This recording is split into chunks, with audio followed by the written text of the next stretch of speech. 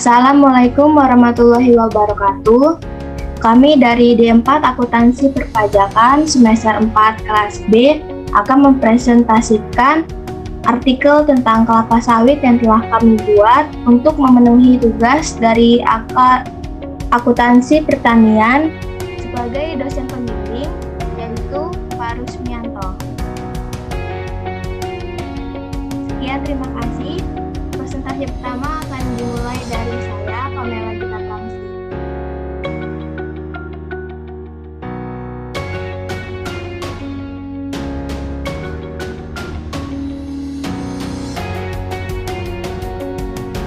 Kelapa sawit. Apa itu kelapa sawit dan apa kegunaan dari menanam kelapa sawit di Indonesia?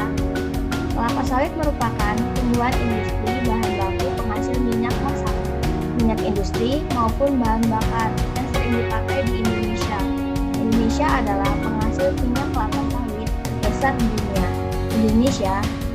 Di Indonesia, penyebaran kelapa sawit ini banyak di daerah Aceh, pantai timur Sumatera, Jawa, Kalimantan, dan Sulawesi.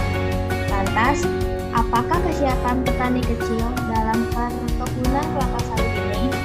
Menurut penelitian yang dilakukan Rizky Amalia dan temannya yang menulis jurnal penelitian kesiapan petani kecil dalam perkebunan kelapa sawit, mereka mengambil sampel di akhir Kabupaten Pasaman Barat, Provinsi Sumatera Barat, dan didapat kesimpulan yaitu petani dalam program peremajaan dan pengembangan usaha dinilai melalui 3 kriteria, yaitu kemampuan membayar utang, itikat baik untuk bergabung dengan masyarakat, dan kapasitas kooperasi. Hasil penelitian ini menunjukkan bahwa perkebun di KPS akhir pada dasarnya sudah siap dan layak dalam memperoleh pembiayaan dan mengikuti program peremajaan kelapa sawit. Namun, akses pembiayaan dan regulasi yang mewajibkan hafalis menjadi kendala bagi perkebunan. Lalu, bagaimanakah permodalan kelapa sawit? Bulanan berdasarkan curah hujan, apakah masih mendapatkan hasil yang memuaskan? Berdasarkan hasil penelitian Ibu Pradiko dan temannya yang menulis tentang jurnal penelitian tentang permodalan kelapa sawit, bulanan berdasarkan hasil hujan didapat kelapa sawit membutuhkan curah hujan yang merata sepanjang tahun untuk mencapai hasil penelitian yang optimal. Penelitian ini bertujuan untuk mengestimasi produksi kelapa sawit bulanan berdasarkan data kedalaman curah hujan dari hasil hujan. Maka, hasil analisis korelasi dapat digunakan untuk menyusun model persamaan untuk mengestimasi pola hasil bulanan.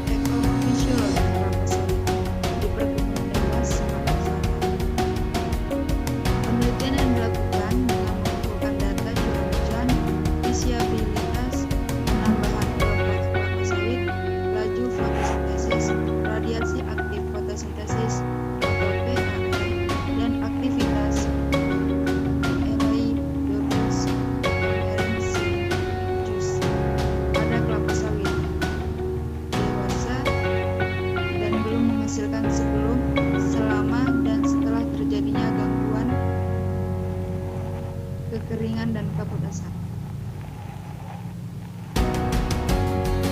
Bagaimana dinamika air dan tahap bunga yang menentukan hasil kelapa sawit?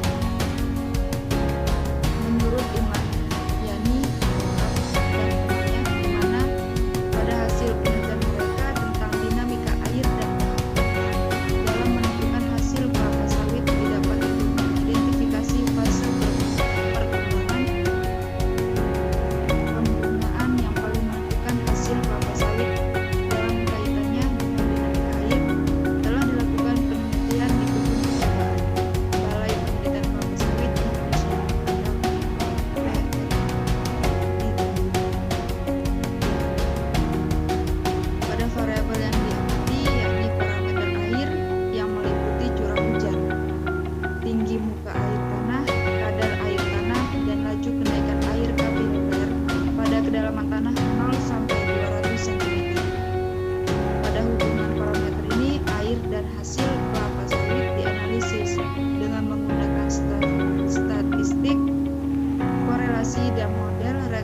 linear berganda.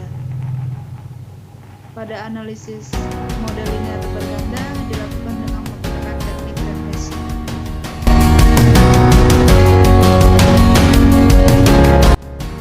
Baik, saya akan melanjutkan materi yang sebelumnya